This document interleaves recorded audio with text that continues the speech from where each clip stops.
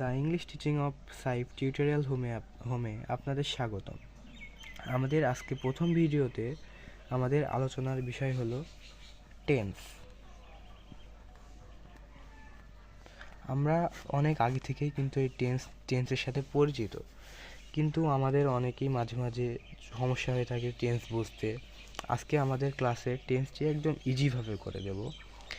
এই টেন্স অর্থ হলো কাল অথবা সময়। এটা আমরা সবাই জানি। আমরা কিন্তু প্রত্যেকটা শিক্ষকের কাছেই আমরা অনেকে প্রাইভেট পড়ি, কিন্তু শিক্ষকরা কিন্তু আমাদের বোঝায় এভাবে যে ফার্স্টে প্রেজেন্ট টেন্স কমপ্লিট করবে, তারপর পাস্ট টেন্স কমপ্লিট করবে, তারপরে ফিউচার টেন্স কমপ্লিট করবে। কিন্তু এটা কিন্তু ঠিক না, কারণ আমরা এভাবে যদি বুঝতে হয় তাহলে আমাদের তোতা পাখির মধ্যে শুধু মুখস্থ করে যেতে হবে। আমরা এমনভাবে টেন্স শিখব যাতে আমরা বুঝে বুঝে টেন্সটা উপলব্ধি করতে পারি।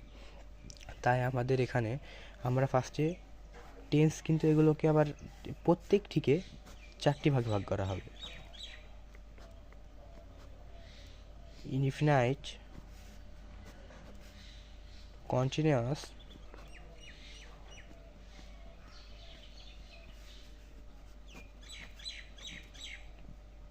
Perfect continuous.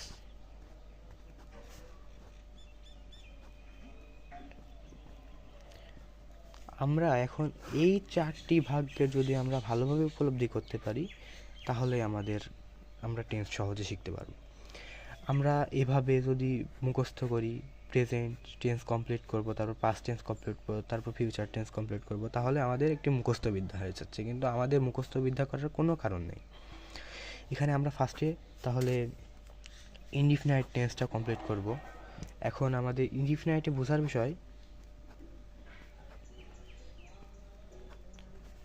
ইনডিফিনাইট অর্থ হচ্ছে চলমান অথবা ঘটমান কাল বোঝায়। এখন আমাদের বুঝতে হবে চলমান কোনটা। এখন আমরা বুঝি এটা চলমান বলতে এখন চলে এমন টাইপের। বর্তমানে চলমান এমন একটি কাজ যে চলমান ঘটমান বা যেটা একদম সত্য বাক্য, যেটা চেঞ্জ হবে না। যেমন সূর্য পূর্ব দিকে ওঠে, সূর্য পশ্চিম দিকে অস্ত যায়, এমন বাক্যগুলো কখনো চেঞ্জ হবে না। এমনগুলো হলো প্রেজেন্ট ইনডিফিনাইট টেন্স। আমরা